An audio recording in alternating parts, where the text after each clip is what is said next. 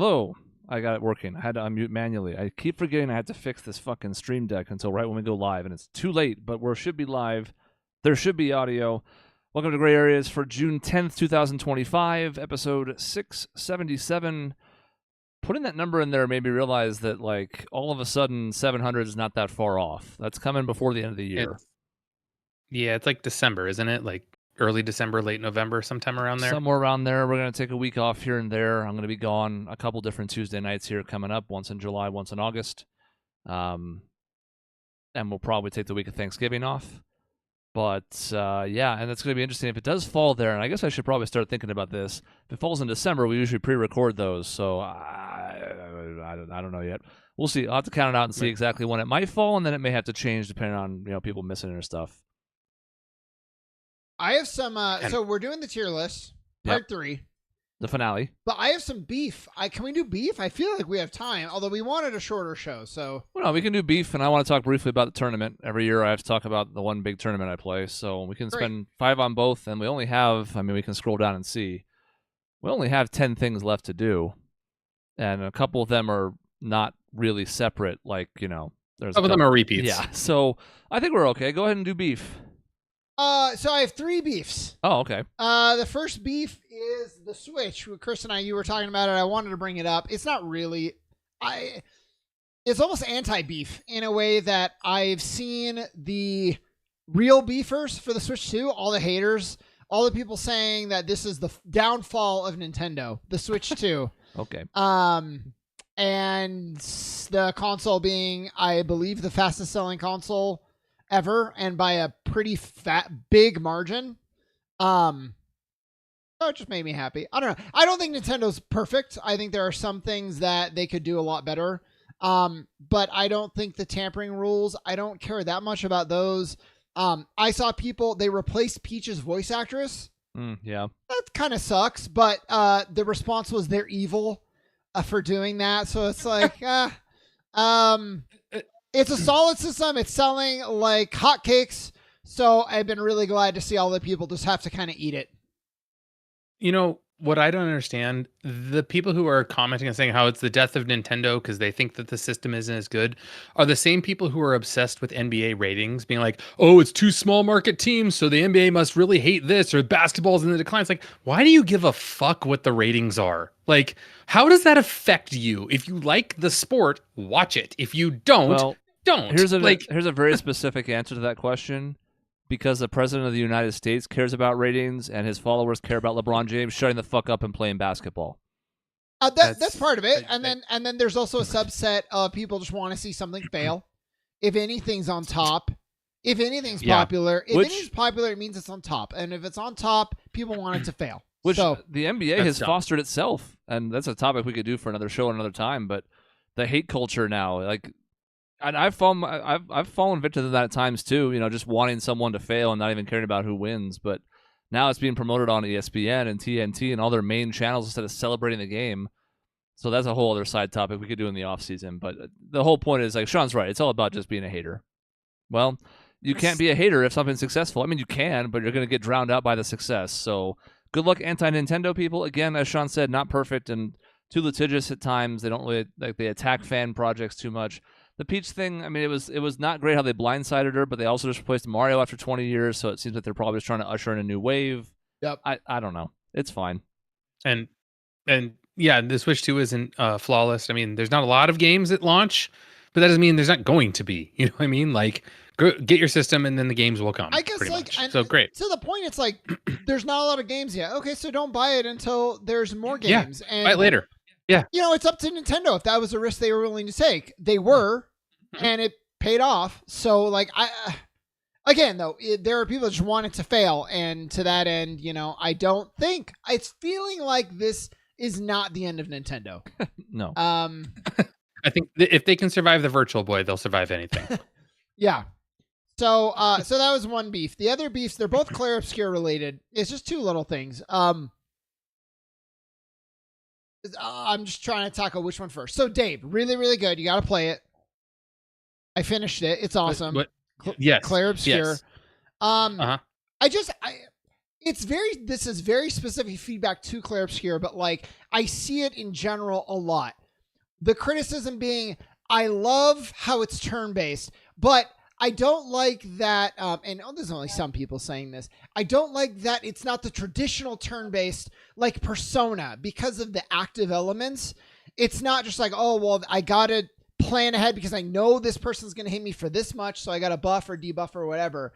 So I don't like that there's an active time element in it. And it just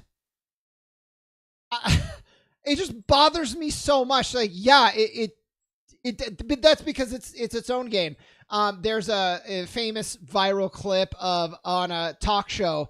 One of the hosts is eating the chef's cooking and says, "Oh, if you put some like meatballs in it, this could be something else." And he responds like, "Yeah, if my grandma had 2 wheels, she'd be a bike." Like, what? Why is that a point? What does that matter? This game could have done this other thing. Sure, yeah, it fucking could have, but it didn't because it's its own game. How is that a beef that you have?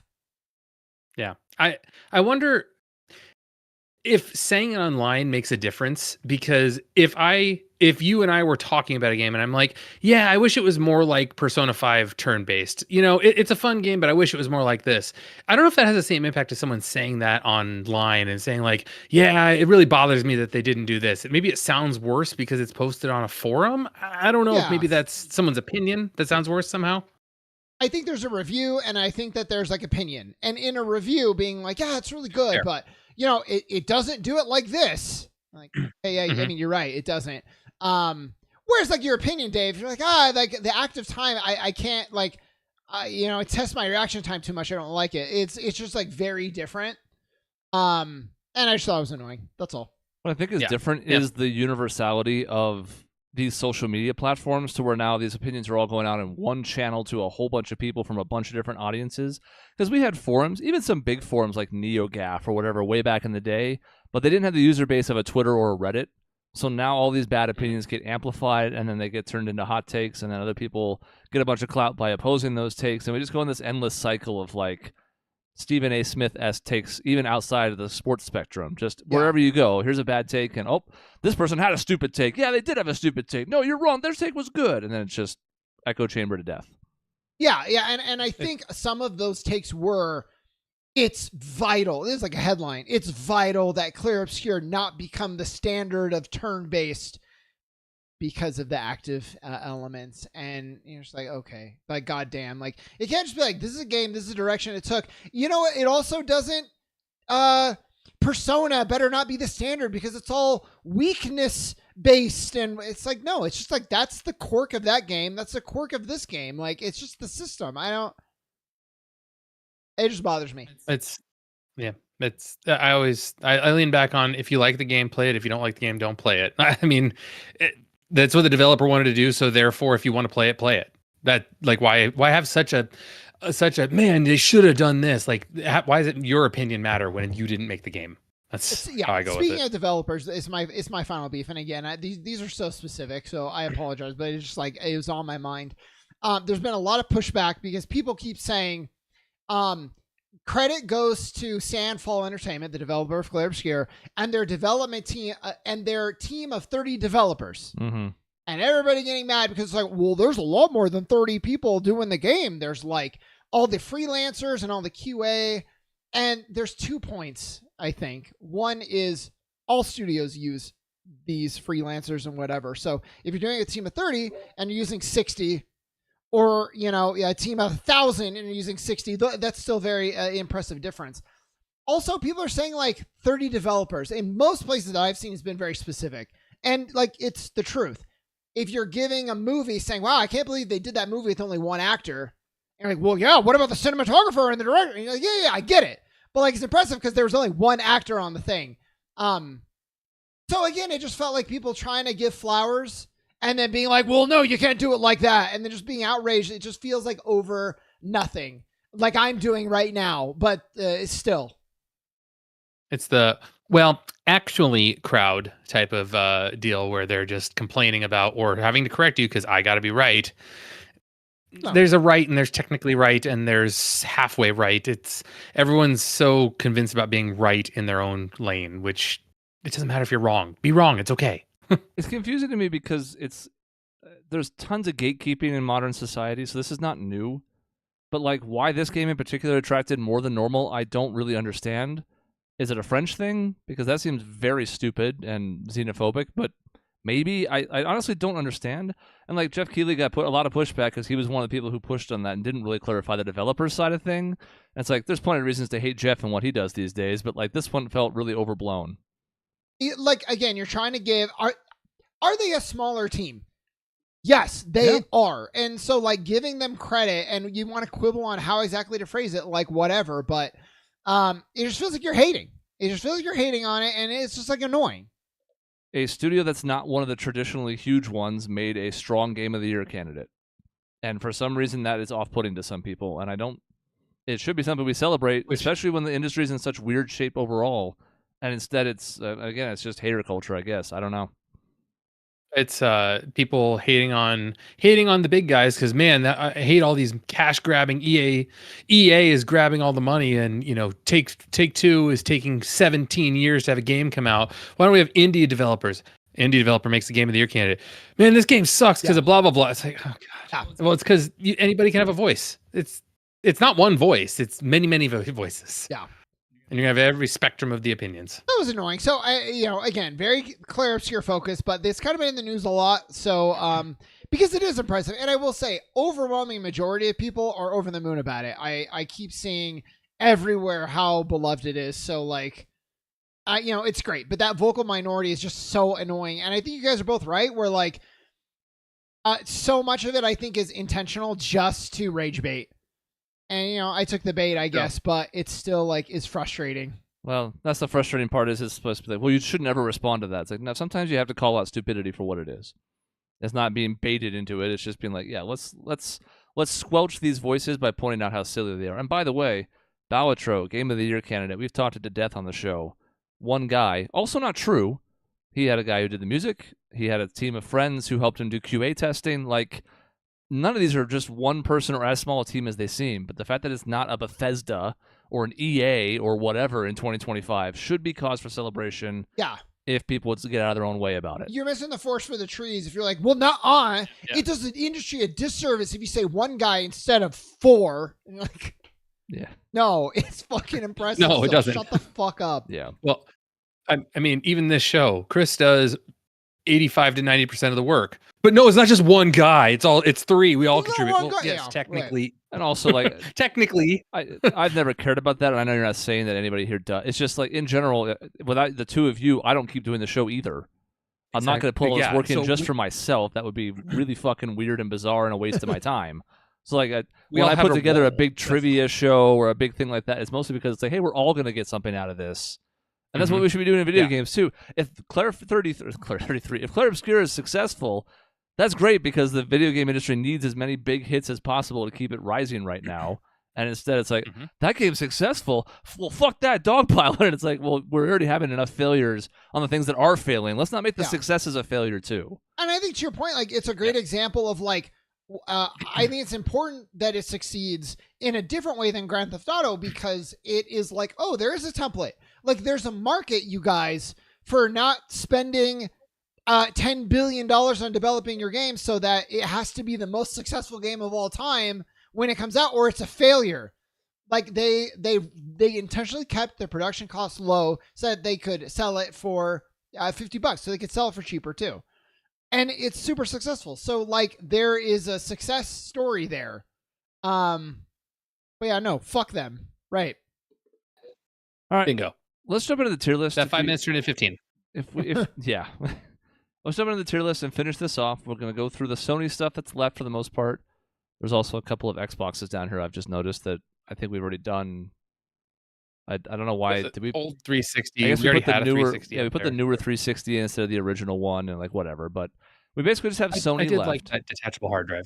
Yeah. That detachable hard drive was fun on there. It's like, I'm going to bring it to my friend's house and play my games. It was a good idea that I don't think really got used that much. No. It was better than lugging around a whole system, but just like we talked about then, you didn't really take a GameCube either, and it wasn't because it was unwieldy. It was just because, like, you have your system. We'll just play on your system. Not going to hook it. Yeah. So we have Sony left. We're going to finish that off and then just take a look at where we stand, especially since we've now mixed in the consoles with the handhelds we did back in the first week. If for some reason you're 17 minutes into this and you also didn't watch the first 2 parts, you probably should go do that. But we're going to try and finish this off. I can see a couple of things that I could see changing about this list, but let's go through and put the Sony stuff in and then see where we stand. And then if we have time at the end, we'll talk tournament. But it doesn't make sense to talk about video games and then that and then video games. That's silly. So I guess we start PS1, yeah? PS1. God, this is the first system that I felt like I wasn't a kid. As weird as that sounds, 'cause I got it when I was like 12. So I was absolutely still a kid. Right. But it felt like that next level because I didn't get an N64, I got a PlayStation. And the change in graphics from SNES to PlayStation was at the time mind-blowing for me. I'm like, oh my God, it's 3D. They're polygons. They look like humans. This is crazy. So I have high level of nostalgia for the PS1, like high levels. And some of the other games I played besides like sports games were really I enjoyed, even in the Tomb Raiders of the world. I played, Parappa the Rapper is a dumb game but fun. It was the first rhythm-based game I ever played. So like there's a lot of variety on there. We have even platforming like Crash Bandicoot. So there's a lot of different types of variety that came out on that system. Even though I mostly played sports games on it. Yeah, it felt like the first console really marketed for adults, even though we've already said Sega was like does what Nintendo can't or whatever. That's Sega's for edgy teens. Yeah, yes. Sega's for edgy teens, not adults. But you get Resident Evil. I believe that was PlayStation 1. I think so. The first Resident Evil, yeah. It was certainly polygony enough. I think I remember a demo with Silent Hill on it. Oh my God, I played that too. Yeah. Yeah. And then there were some other like really good games on that demo disc too, which is its own thing. The fact that you get demo discs was amazing. Mm-hmm. It was incredible, and in a different way than Mario and the Nintendo 64 was. I think because it was capable of doing a bit more. Now, how much of your judgment of, and this is going to be a different answer for all of us, is your PlayStation affected by Final Fantasy? The Final Fantasy series. I mean, it's not insignificant. That's for sure. It's the first. Yeah. I mean, I played the original Final Fantasy on Nintendo. That was the first Final Fantasy game I played, and then the second Final Fantasy game I played was Final Fantasy VII. And moving from the original Final Fantasy to Final Fantasy VII was, light speed, warp speed at that point, in difference of how it was played, story, all of that. So Final Fantasy VII on the PlayStation really opened me up to here's the difference of what storytelling in video games is, because to that point I hadn't really had a lot of it. I had some, but I didn't play a lot of stuff like Chrono Trigger or Final Fantasy VI back in those days. So for me, it opened my eyes to storytelling in video games. The second best-selling game on the PS1 was Final Fantasy VII. It obviously ushered in RPGs in a whole new way in America. We've talked about it when we talked about the game itself, but I think I'm having a hard time with figuring out where to put this just because of where the original Xbox is. In a similar vein, we gave the Xbox credit for being the pioneer for a new company to come in and get a foothold in the industry that has lasted to this day. So I think the PS1 has to get a certain amount of credit. It would feel odd if it was any lower than A because of that. Because at this point, it's like it was the pioneer. It set the stage for what's to come, like the second system that's probably going to end up in S tier. We'll get there. So like it can't be lower than B for me. And it feels like if it's lower than the Xbox, I'd have to ask myself, like, why? Because the game lineup for this is pretty strong. Several Sony mainstays are on this system, not just Final Fantasy. Gran Turismo is a huge revolution when it comes out here. The first one. Tekken in the home market here is a huge deal. Metal Gear Solid. Metal Gear Solid is huge here. Deal. Tomb Raider, the first 3 of those on this system are here, and obviously the quality of those kind of started tapering off. But like, I think I have it slightly above the original Xbox just because I think this system was a bigger deal at the time and just as much of a pioneer as the Xbox was. Yeah, with the discs, with the with all of it. Yeah. It is interesting though because the PlayStation came out a generation before the Xbox. Like the PS2 and the Xbox are on the same generation. Yeah. Yet I mean, I agree with everything you said. I would put it up above the Xbox for what it meant for a new company coming into gaming and what it meant for what the future of gaming was going to be, in a sense. Because Nintendo 64, for all it's good that it did, I think the PlayStation moved that more into the adult area. Well, so it was content and it was the discs. I mean, like, there's a universe where all major games are still cartridges. Right, because this was like one of the first the first big console to move to discs. That matters. Well, if I remember right, there was a story that Nintendo and Sony were trying to team up to make a system that used discs, and that was their big sticking point. Was that Sony wanted to go with discs and Nintendo wanted to stick with cartridges, and so Sony split and said, "Fuck it, we'll make our own," and they did. Yeah, that is. I was gonna say that was kind of the reason I brought up Final Fantasy is because that could have played a big role if PlayStation launches and it doesn't have Final Fantasy and Nintendo 64 does have Final Fantasy 7. We look at it, we could have an entirely different landscape. But so I think it's interesting. But because of that, it is very influential. It was a great blend of software and hardware. I think it is like pretty high A. Yeah, I would agree. Yeah, I don't know where to put it. It's above the Steam Deck. I think it's got to be above the Game Boy SP, Game Boy Advance SP. Does it go above OG Game Boy? It's around there for me. For me, it does because I don't have the nostalgia of the Game Boy. I could see it like here. I don't think it belongs above the NES. Yeah, that's fair. I'm sorry, I'm distracted. I'm looking at some of the other ones like, oh, maybe we should change this or that. But we'll do that at the end. PlayStation 2. We'll get there. God, that's S tier. Like, what the PS2 meant, like, for me, especially being a 16-year-old when it came out and then in college when I finally bought one, like, this is the system I played the shit out of. This is the first system that I felt like graphics looked like realism. I was blown away by Final Fantasy X's graphics and like, oh my God, we're never gonna get more real than this. I remember looking at the cutscenes thinking like, this is it. This is the pinnacle. This is the best we could ever do. It wasn't, obviously. But also, PS2 was the first system that I played online. I remember playing NBA Live 2006 with Chris online when he was in Flagstaff and I was in Tempe. And I'm like, oh my God, I can play video games with you in Flagstaff? Oh my God, like, it blew my mind. The PS2 did so many things for me for the first time. So it's near the top of S for me. The only thing I can say bad about this is not having N8 controller support. I think that's really the only demerit I would give the PS2 because the game's lineup is astounding. You could put it up there with just about anything as far as a systems run of games. And yeah, you could fix it with a multi-tap. Sure, there was a way to do it, but the fact remains, like, you had a GameCube where you had N8 support for 4 players, and you went to a PS2 and you're like, oh. So that's the one negative. Everything else I can say is a positive. You hit the nail on the head. It's like this was the system that opened my eyes to what video gaming really could be. It was ahead of the curve for its time. And to me, I look back on it and I'm like, it set the stage for Sony's controller, which we said mattered a bit in the Xbox conversation. Yep. Like the PS1 controller is not too far from this, but this is a whole other level, and it sticks from here on forward. You can think about the hum of the title screen in your head. The memory card system was just about as good as it ever was in any of these systems. So like, it's S. Is it the 1 in S? No, but it has to be like a for sure S for me. Yeah, it's S.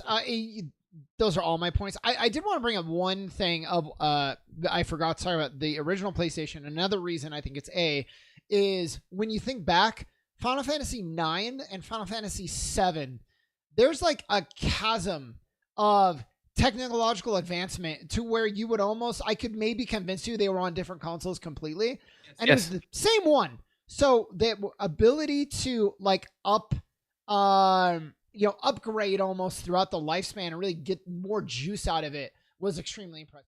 So I feel the same way. I feel the same way like on the original Nintendo between Mario 1 and Mario 3. It's like I could convince you that those are separate systems. With what a jump Mario 1 to Mario 3 made, yet same system. Yep. So exact same kind of thing. 1 to 3 is a bigger jump than 3 to World. Yeah. Yeah, I agree. Yeah. Which is completely weird, but when you look at it, you're like, yeah, maybe, kinda. Yeah. I would probably have it under 3DS. I don't think I can go further than that. I think it's above SNES, and look, I love the SNES, but I think it's up there. I think putting it past the DS is a mistake. But I'm willing to entertain it if you guys are down. So here's the thing. I know this doesn't matter, but it is Cody's. I think it's his 1-1, except maybe his second to the Nintendo 64. And I think Dave has it really high as well. I have have it above the in handhelds S. because I don't know. Metal Gear Solid 2 and Yeah. 3 both came out for it. All the Kingdom Hearts, many of the Kingdom Hearts Mhm. games, 2 of the Kingdom Hearts games.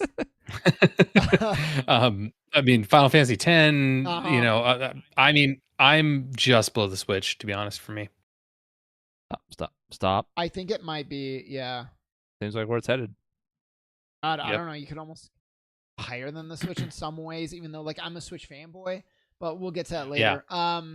Yeah. The PlayStation 3, it's PS3. it takes a drop, right? Because there's some issues. It had the yellow light of death, which was an issue. We talked about the Xbox 360, and if I'm going to rag on the 360 for that, I have to rag on the yellow light of death. Yep. For the PS3. The price point when it came out was a huge deal. I want to say it was $600 or $650. I think they when it came out. dropped it though. I think it was originally announced, and then the guy famously was like, "You should work more hours for it," and Internet collectively was like, fuck you." Well, and they were also like, "And it has Ridge Racer." Yeah. So that got mean to death. Yeah. Yeah. Yet there's negatives. Like you said, the PS2 had almost no negatives. Yet the PS3 has its negatives, but I mean, it was a good system. It took another leap of graphics. It took another leap. Online play became doable on the PS3 versus in the PS2. It was like, yeah, you can play online. It doesn't really work, but you can. PS3 worked. You can play online now for sure. So it's not definitely. I don't think it's down in the C tier for me, but the games lineup wasn't as strong as the PS2. I don't think it had some good ones, but not as strong. But so I don't know where to put this one exactly. Almost like this is very like myopic. This is very anecdotal. But like all the series that I care about, it's like they skipped PS3 for the most part. You got one Metal Gear Solid, and that was it. You didn't get a Kingdom Hearts. You didn't get a Final Fantasy. Not exactly. I think maybe one of the 12 because they had the MMO. Well, they had the MMOs that came out, around that time. I don't know if 12 was 13 came out on it, didn't it? I don't remember. Is that PS? I kind of fell off. I think the first one was. But to your point, I mean, we get the first Last of Us. There's Gran Turismo's still, and they're huge. There's Uncharted games, but I don't really care for that series. And I guess it's unfair just to like toss that out completely. When did God of War come out? That was 2 as well, though. That was PS3. But maybe that was 2, PS3 and was the third one, I think. I think 3 is on that one. Okay, which all is right. fitting. Well, there's all right. And the problem there is, was to Doug's 2. point, as he says, like it's multi-platform, and you look at some of the biggest games, like Skyrim's on the 13. PS3, Yeah, but it's on Microsoft as well, so like it doesn't really count. So I think that's the part I keep coming back to. As Dave said, a good system, up the ante in several ways, certainly not flawed, certainly not lower than B. So, but it's like near the bottom of B. It kind of belongs, I think, along the lines of where the Xbox is sitting in that tier, just because it's like it's good. But when I think back to it, I'm like, what astounded me about this in a way that like the PS2 did? And the answer is not much. Yeah. I mean, it did have the amazing accomplishment of having 2 Grand Theft Autos come out for it, which, that's unthinkable nowadays because we skipped basically 2 generations since the last Grand Theft Auto came out. So what were the 2? 4 and 5. 4 and 5 came out for the PS3. 5 came out for PS3? Holy cow. Originally. It's the best-selling game for PS3. Damn. That game's old. By far, it like has tripled the number 2 game. So. Oh yeah. Well, and then you can buy it for PS4, you can buy it for PS5. So, it's been re-released, but originally on the 3. Yep. Wow. All right.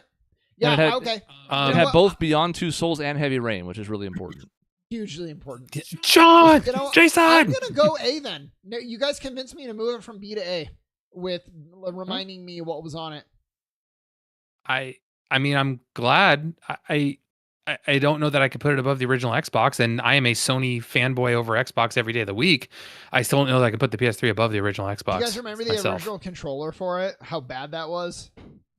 The boomerang? Yeah. I mean, I think that was someone's drawing of it basically, and they're like, everyone ripped it to shreds, and they're like, oh, never mind. Yeah, we aren't doing that. That was a joke, guys. Funny. Ha. We have a good formula. We shouldn't fuck it up. Whoops. Yeah.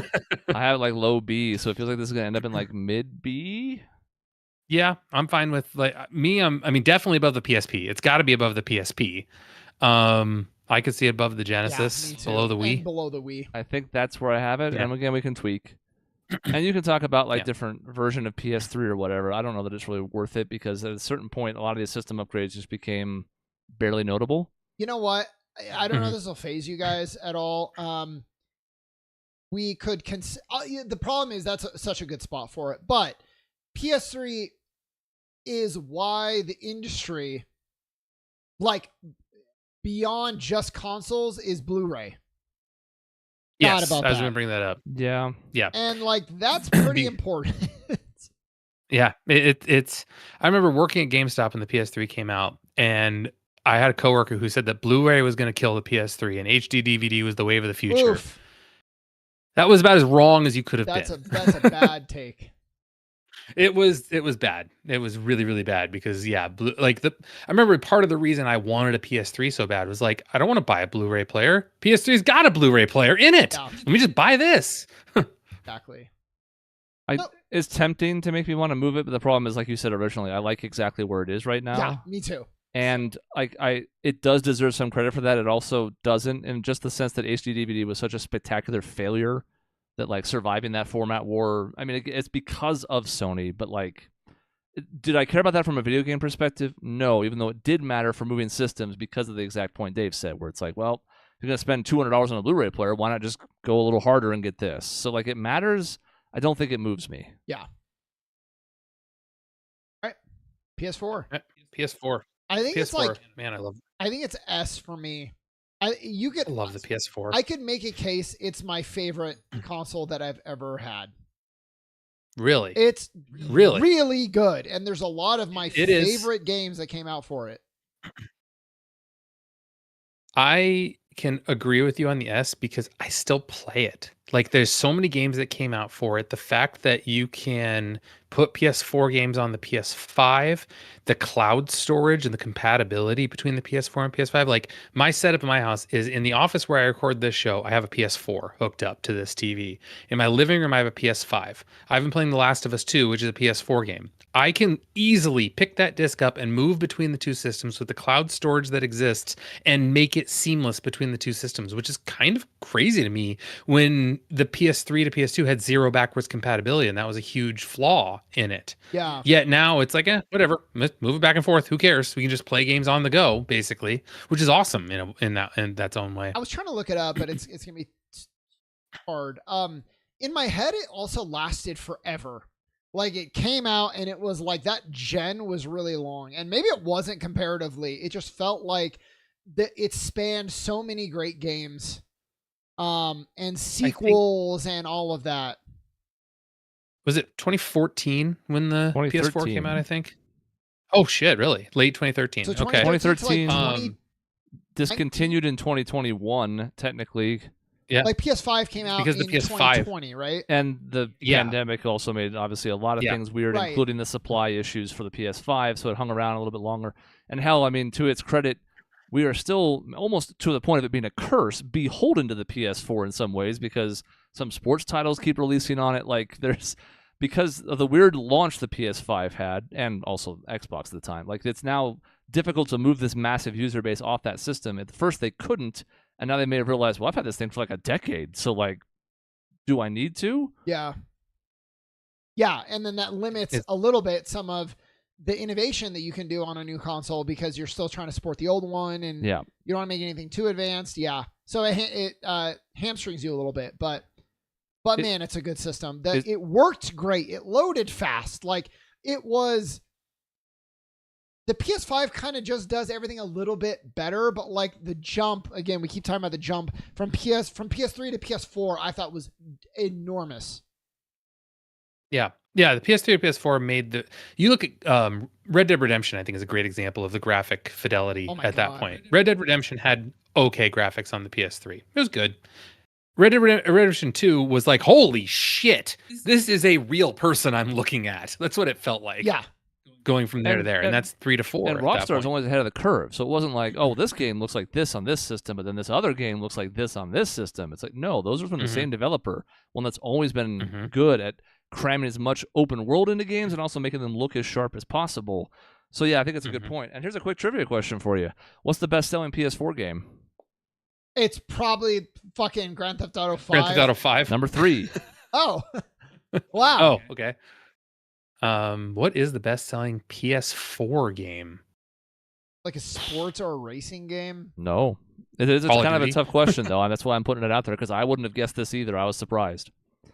It's not God of War, the remake. That's number 2. Oh, wow. It's not, it's not Horizon Zero Dawn. That's number 4. No, it's Last of Us. It's not Uncharted 4. That's number 5. It's not Last of Us Remastered. That's number 6. They're all pretty close. Maisie was guessing Last of Us, but no, and those all sold close to the same amount, like 18 to 20 million. Number 1's Spider-Man. Oh, the new Spider-Man. The new Spider-Man game is the best-selling game ever released on PS4 by a couple million copies. Wow. It's all the heavy hitters, the Call of Duty that's in the top 10, Red Dead 2 is in the top 10, all that stuff. Somehow Spider-Man was number 1. I guess it's just because of when it came out in the console's lifetime, but still. I don't know why, but I have heard many people, relatively speaking, many people say that it's the greatest game they've ever played. It's their favorite video game ever. Yeah, it worked. And I mean, I'm not even saying it's undeserving. But I would have been like, oh yeah, that was probably like top 10. And you look at all the other ones in the top 10, you're like, oh wow, none of those were it. It was that.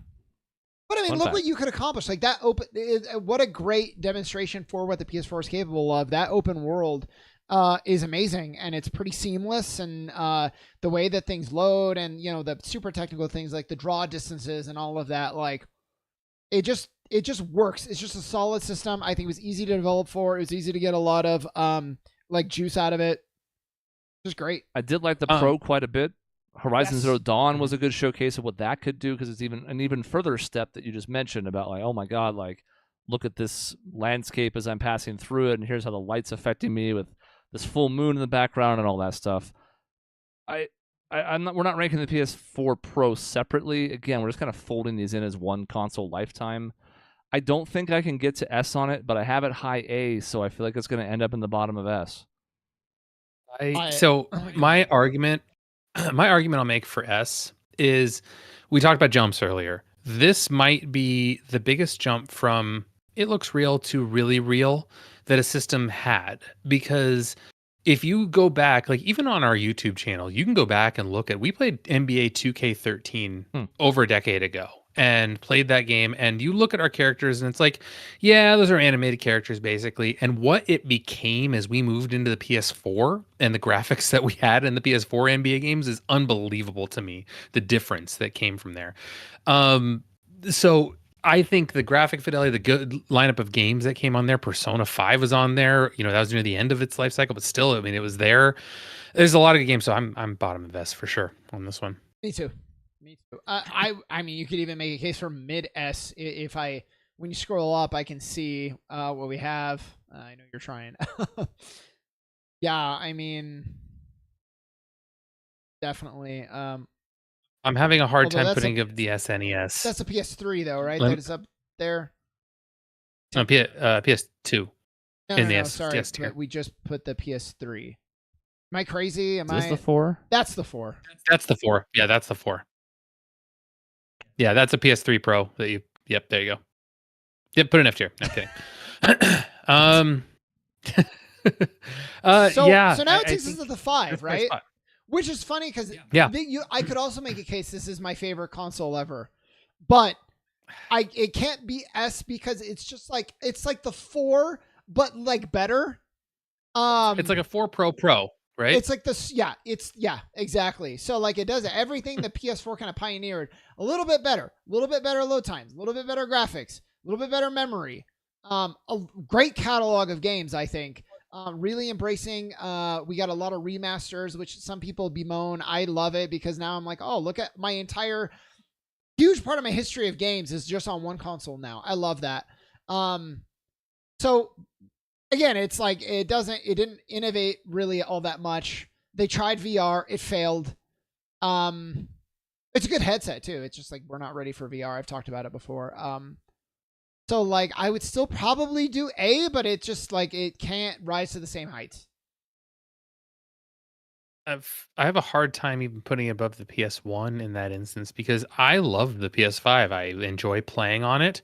I think the graphic fidelity is great. The load time, like you mentioned, like the fact of where we were in the PS3 and sitting there waiting for 5 minutes for the loads to come through, and then all of a sudden now the PS5 is like button go. Like there is no load time on the PS5 anymore. It's great. I love it.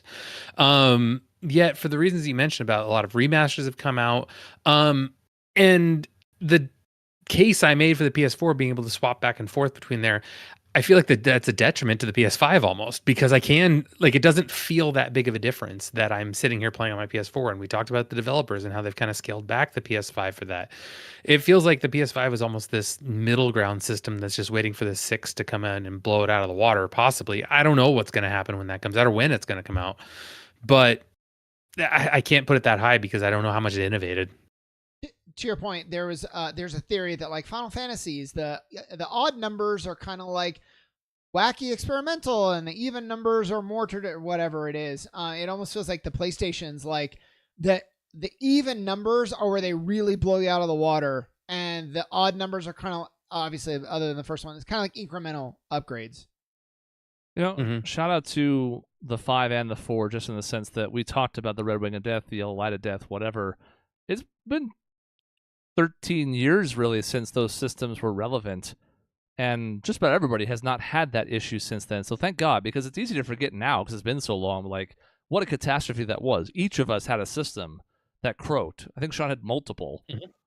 Like, I had both. I had both 360 and PS3 that croaked on me. So like the fact that now we're at the point where that's no longer an issue, I'm sure that some people have had theirs. It's a electronical, like, technical nightmare cramming all this into a little system, or a decent sized system. But I mean, good on them for at least getting that straight, and also Microsoft and the Switch as well. I am sort of in the same boat where I'm like, mid A is about the highest I can go, just because maybe you don't need to iterate at this point. Like, at this point, can graphics be that much better? Should they be that much better? What would it take price-wise to get a system capable of running 8K gaming with ray tracing nonsense and all this? I don't know. But I'm at the point now where it's like, it's more about what the system can do. The biggest thing this generation did was not just slightly improve load times, but like hugely improve them, which I appreciate greatly as somebody who doesn't have as much time for gaming anymore. That's awesome. So like, it does get some credit for that. The games lineup is kind of That's the other problem I have, especially when we just looked at the list of what all came out on the PS4. It's like 5 has had hits for sure.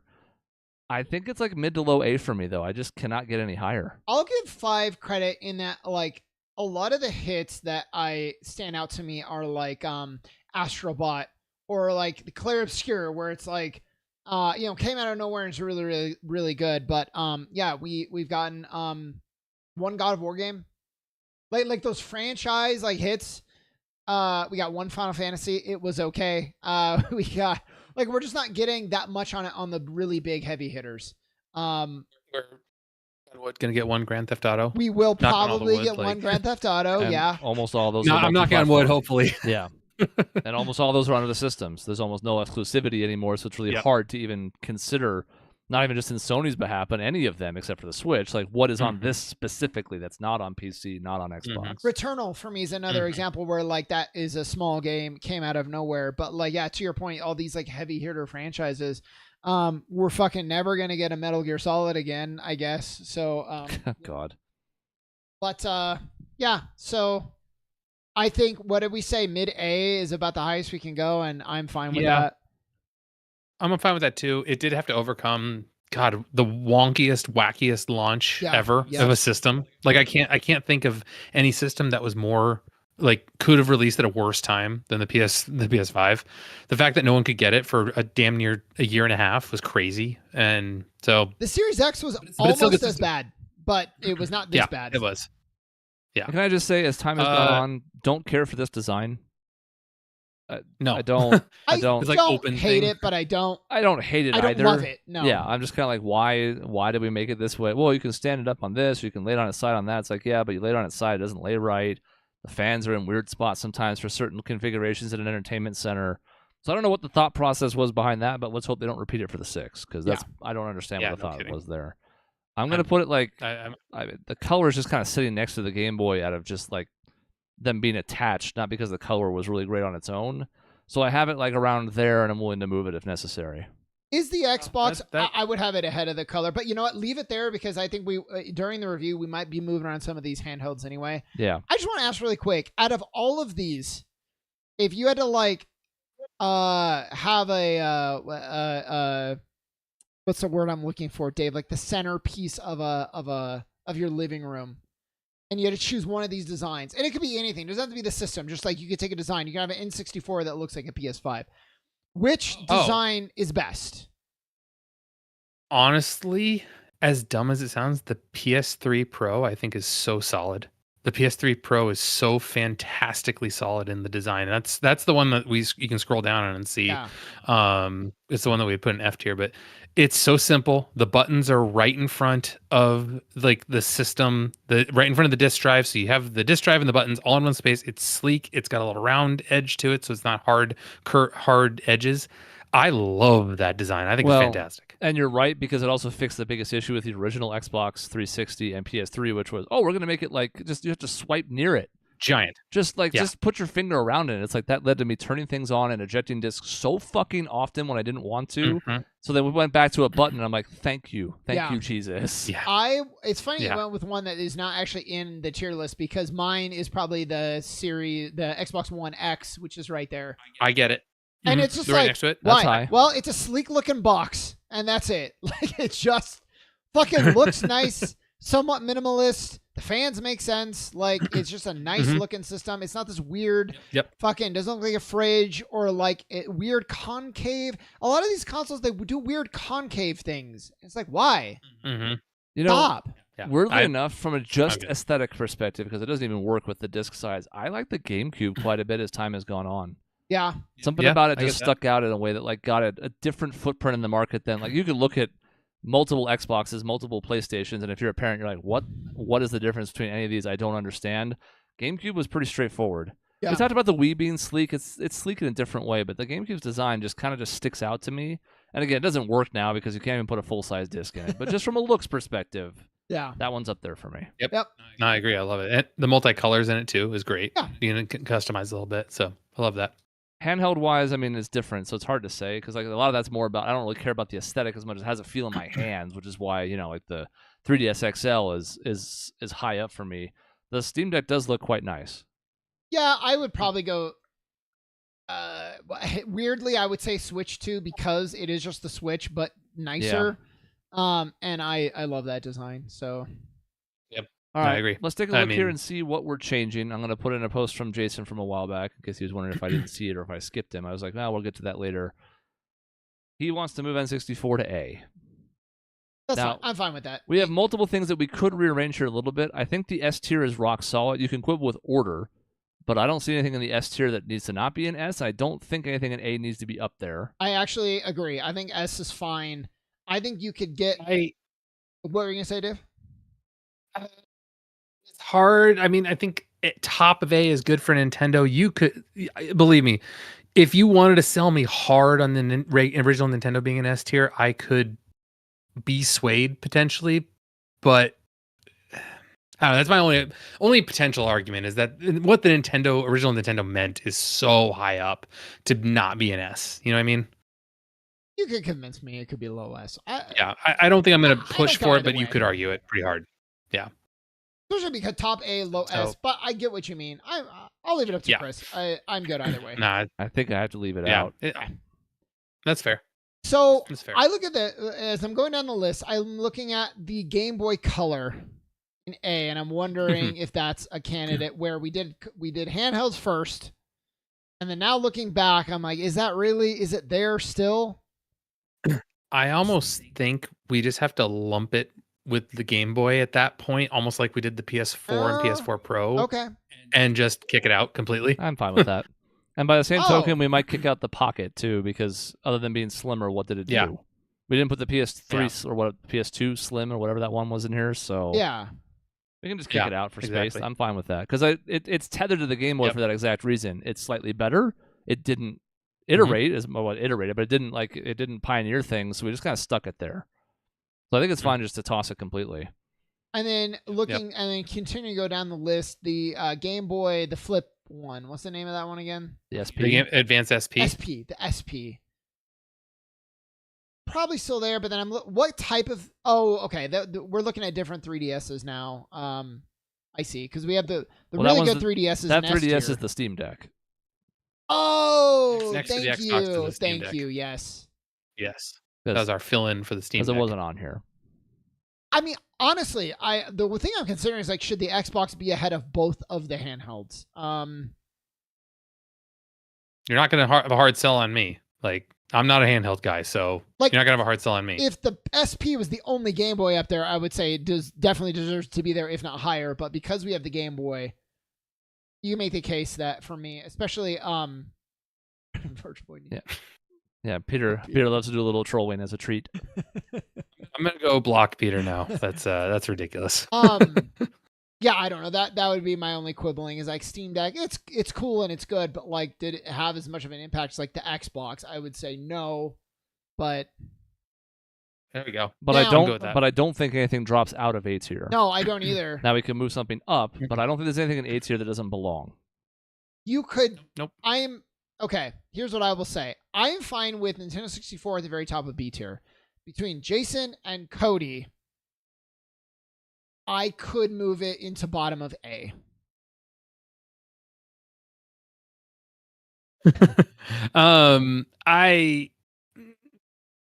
Oh, sweet. I would love that. I could probably sell that for collections. Thanks, Peter. Yeah. There's probably people who would sell that as collective. Imagine a working Virtual Boy in 2025. Yeah. Jason kind of further expounded on it. I mean, the problem is, we talked about it then, and the reason it's weird to have the N64 and the GameCube right next to each other is only because I think the N64's library was better, or at the very least, less top-heavy than the GameCube's was. We talked about it a little bit at the time when we did those two in last week's video.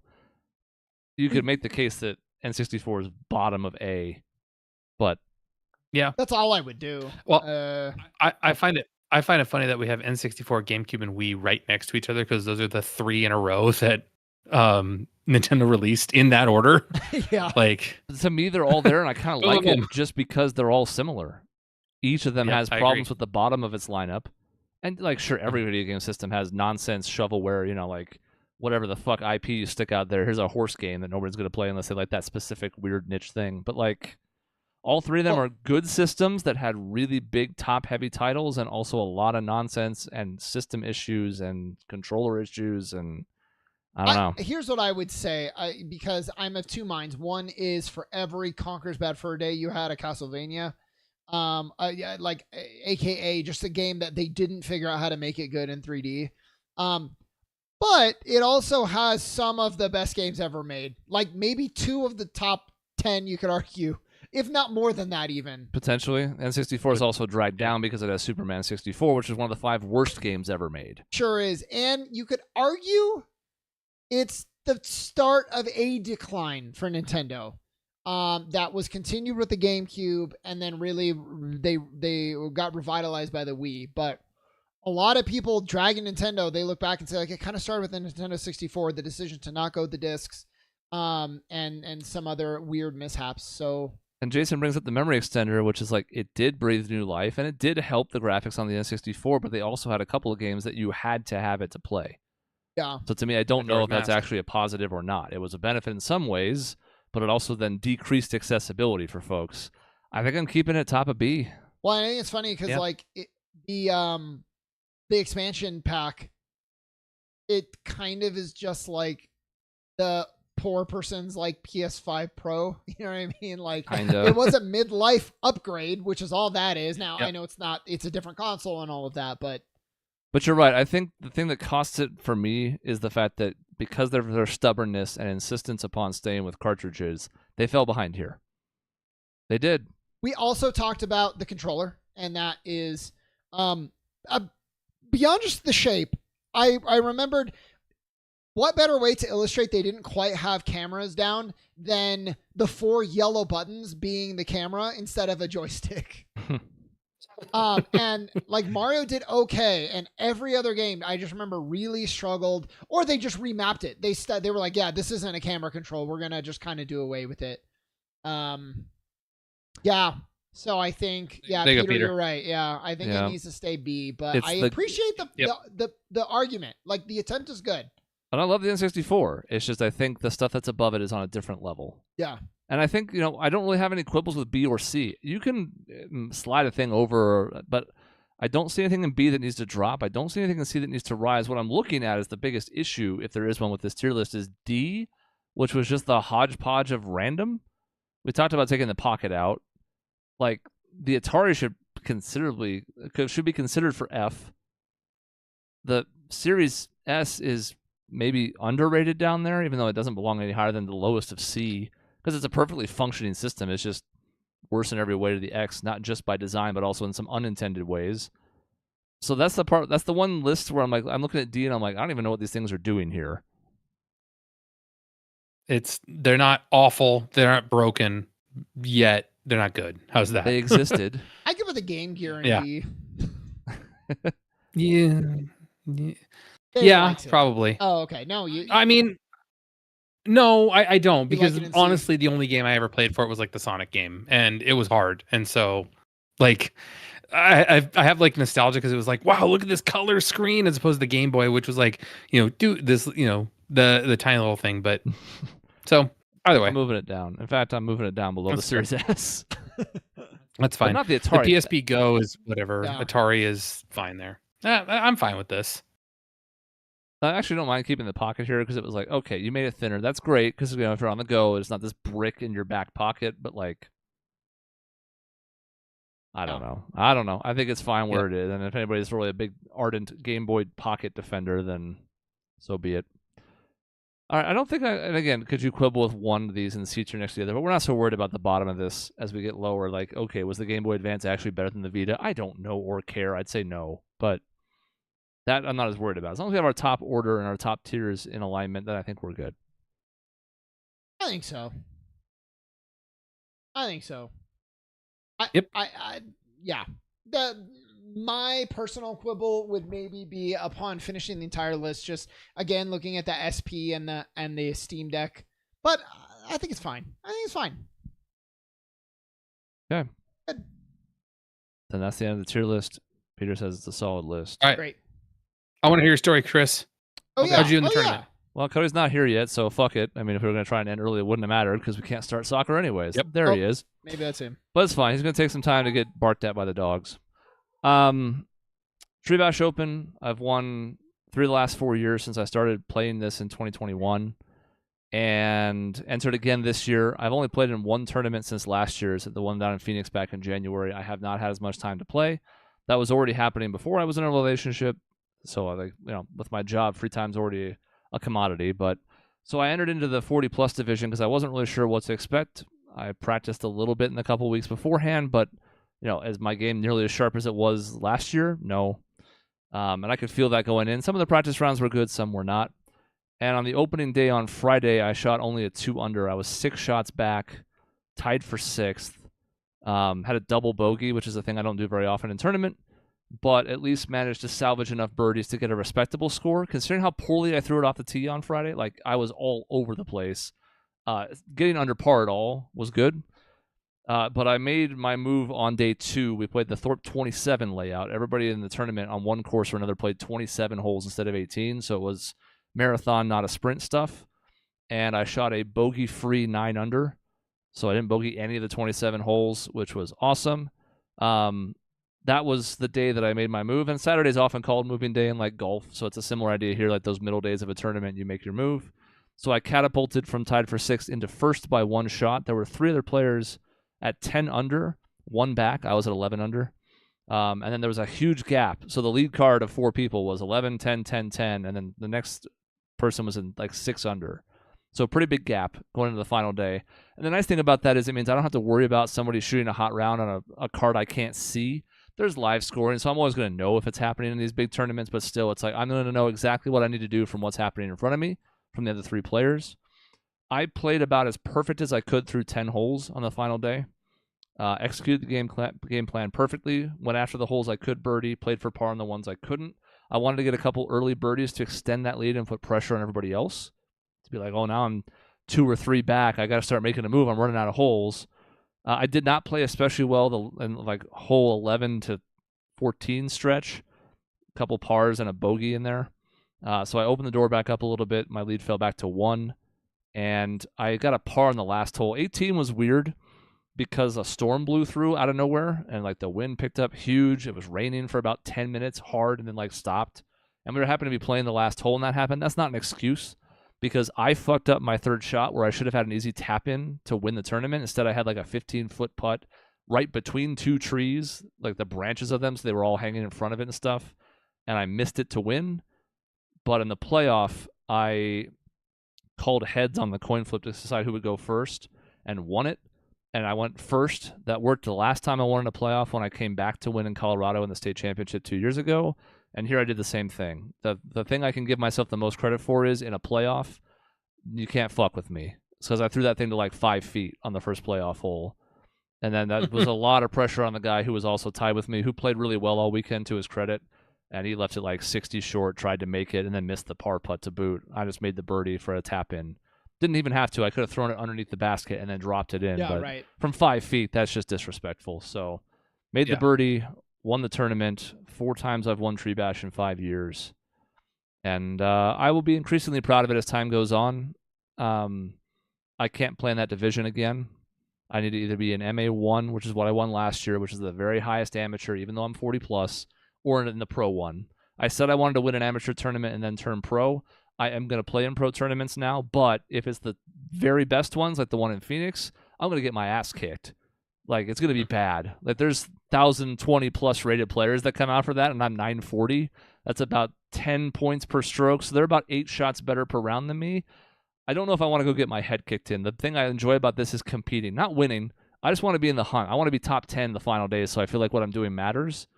So we'll see. I will play in some pro tournaments. I want to get, I don't mind getting my ass kicked a little bit, just not where I'm dead fucking last. Like, I think you would not be heartbroken if you had lost this tournament because, like you said, like, it's better to win.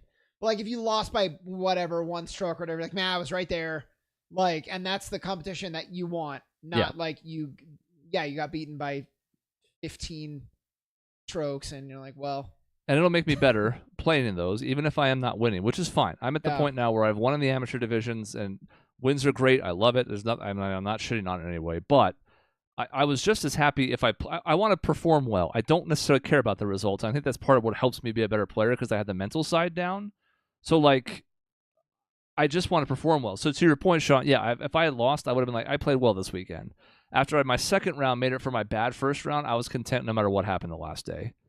Because I knew I'd done what I needed to at least put myself in position and then feel that stuff down the stretch, the pressure and all that. So I won. It might be the only other tournament I play this year. We'll see. It's only June, but we'll see. I'm still enjoying the sport. I just don't have the time to get out there and compete at the highest level as much anymore. I think so. You gotta just turn your girlfriend into a help. And I don't mean take her golfing. I mean, like, have her go, like, hold a basket. And then you can do it anywhere.